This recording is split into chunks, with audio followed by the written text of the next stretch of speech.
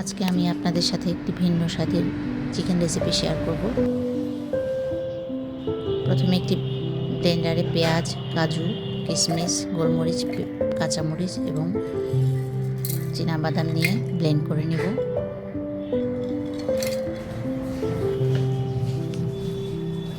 এখানে আমি 1 কেজি মাংস নিয়েছি, মুরগির মাংস।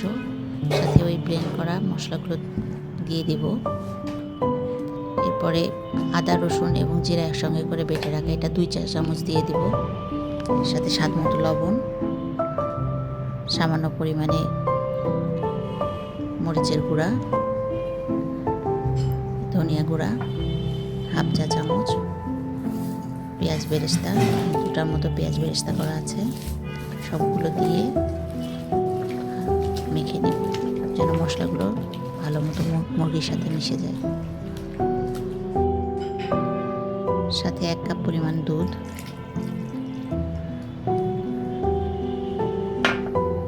এবং 2 স্লাইস লেবুর রস।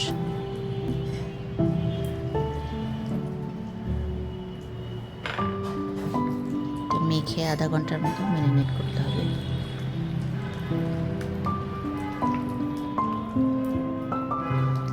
ম্যারিনেশনের জন্য রেখে দিলাম।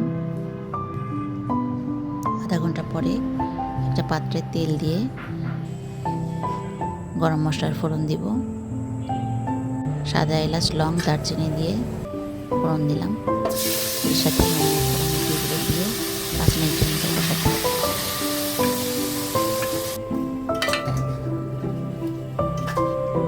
ভালো মতো কষে নিয়ে ঢেকে দিতে হবে। এখন আমি আগে থেকে ভেজে রাখা আলুর এর মধ্যে দিয়ে দিলাম। একটু লবণ এবং হালকা মরিচ দিয়ে ভেজে রেখেছিলাম। আবার ঢেকে দিতে হবে। এরপরে কাঁচামরিচ, স্বাদ মতো চিনি, আমি এখানে 2 চা চামচ চিনি দিয়েছি, দিয়ে পেঁয়াজ বেরেস্তা দিয়ে ভালো মতো নেড়ে চেড়ে নামিয়ে ফেলতে হবে।